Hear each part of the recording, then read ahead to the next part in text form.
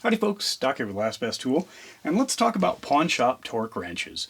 Now, buying a torque wrench at a pawn shop might seem like a contradiction, especially, if you need the precision or the guaranteed accuracy of such a tool and you have no idea the history.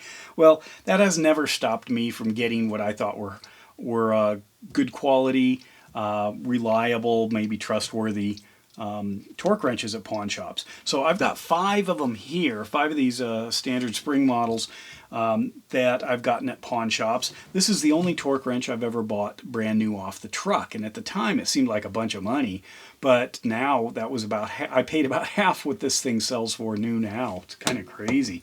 But anyway, the reason I've got 3 of these big half-inch ones, this is the one I use the most. I did get this because I was doing a lot more work on bicycles, especially with exotic materials, and alloys and things like that. I needed to know for sure what it was. I wanted a new torque wrench, and I also was showing people torque values, and it's a lot easier when it's a digital readout and it beeps and changes color and sings songs and stuff. But anyway, this is the one I had been using, and it was deadly accurate. And how do I know that? Well, if you have a good relationship with your Snap-on dealer, or possibly Mac or Cornwell, anyone, depends, they generally have a torque testing unit on their truck. And it's just a box. It's usually above the door, near the door. It gives them plenty of room to swing a larger torque wrench that's close to the wall. But what happens is they can't calibrate on the truck, but they can test it across several different torque values. So I can bring in a torque wrench, and we can put the proper adapter onto the calibrated testing machine and run it like at a low, medium, and high settings and see how far off it is and whether or not it's within the percentage of error that these things are allowed. And in all cases, they have been. And it's partially probably because it's Snap-on, it's good quality, but also my buying practices. So that's what I'm going to share with you here. Now this video is kind of stimulated because of this. I just got this recently. This is yet another half-inch drive, 50 to 250 foot-pound torque wrench. It's a newer one, so I've kind of got a couple of older ones than this one. I also use this. This is a 3/8 drive, but if you look at this, this is in inch pounds, and I've got on this one 40 to 200 inch pounds. And if you take an inch pound, you need 12 of them to have a foot pound, so you can take these numbers, like this 200 inch pounds up here, the maximum torque this thing can reliably give you. This is about 16 foot-pounds, a little over 16 and a half, which means I couldn't even seat a drain plug on an oil pan on an average car with this torque wrench. But it's the one I was using mostly with bicycles, and then I ended up getting one with a dedicated quarter-inch bit or quarter-inch anvil because I was mostly using quarter-inch parts or quarter-inch sockets and Torx adapters and things like that. But going to these are for lug nuts mostly. And the 50 to 250 is a great range.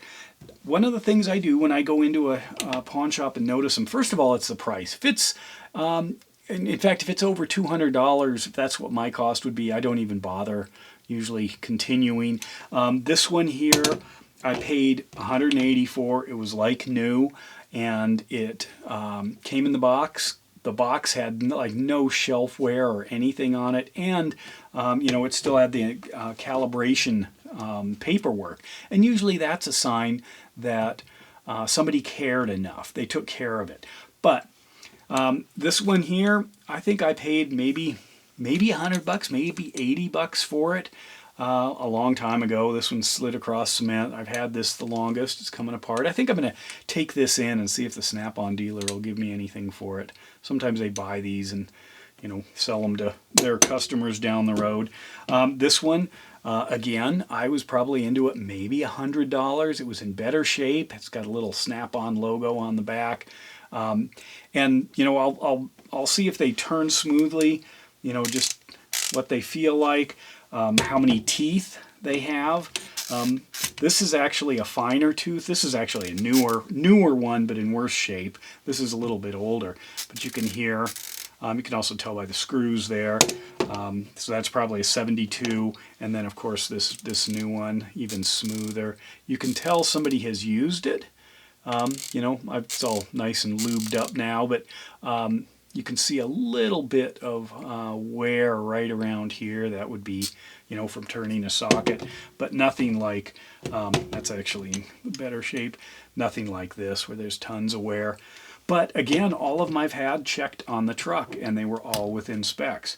Now, I have also got an Icon one. I did a video about that, a digital one, and that's because the pawn shops thought Harbor Freight. I don't know. I didn't pay much for it. Great torque wrench, by the way. But what do? Okay, the first thing, if it is within the possible price range, I will go through. First, I look and see where is the setting on it.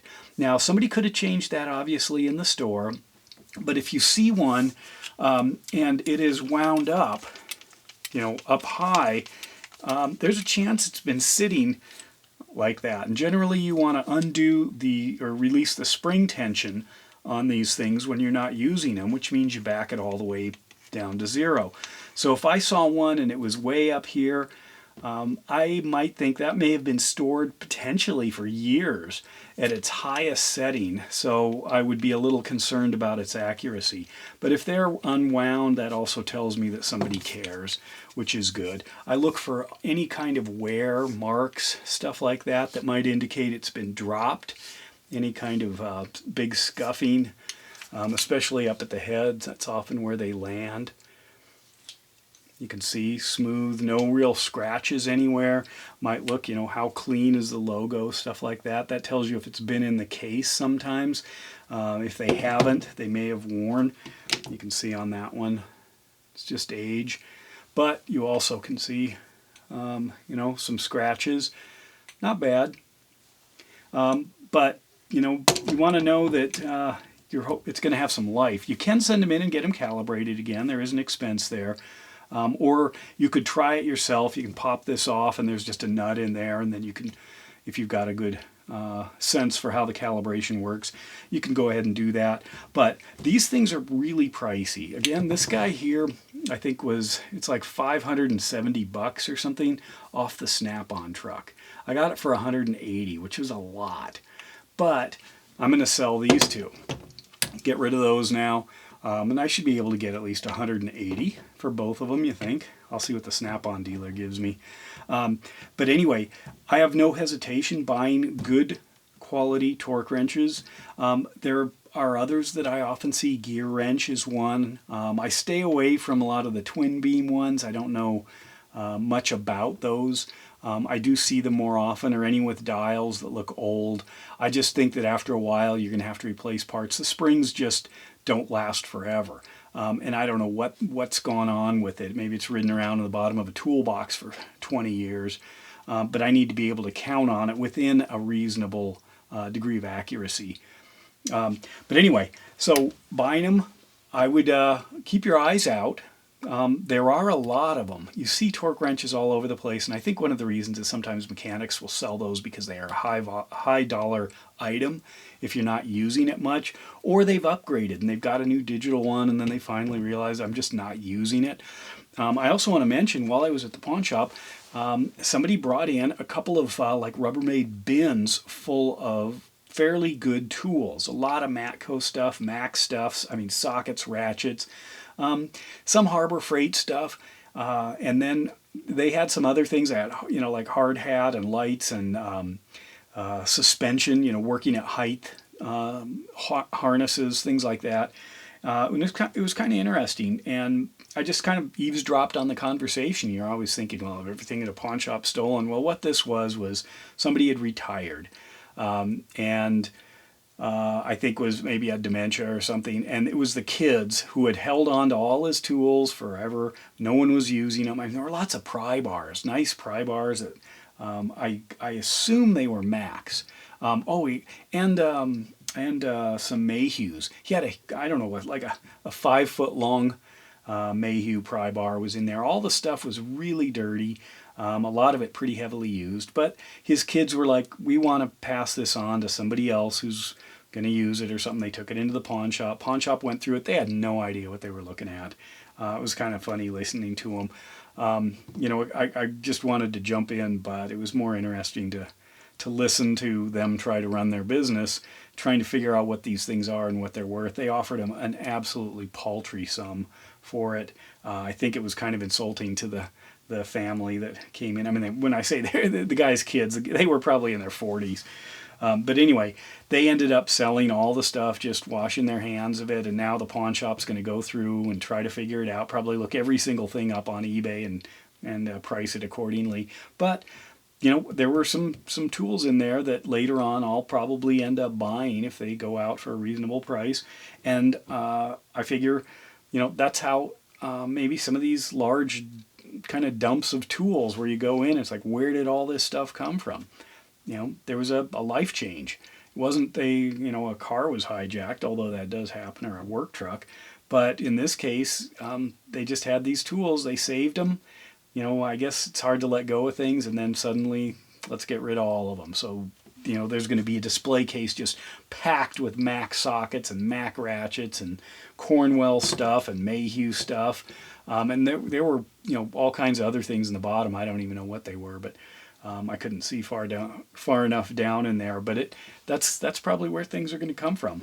But anyway, buying torque wrenches, I know it's kind of strange, buying them used. You don't know the history, but if you're looking for wear, or looking careful for wear, how it was stored, indications on the case, if there is a case, a lot of times there isn't, any scratches, dents, dings, the smoothness of the operation. I mean, otherwise it's just a spring. That's what's going on. It's a spring and a little release mechanism, that clicks. So it's not rocket science.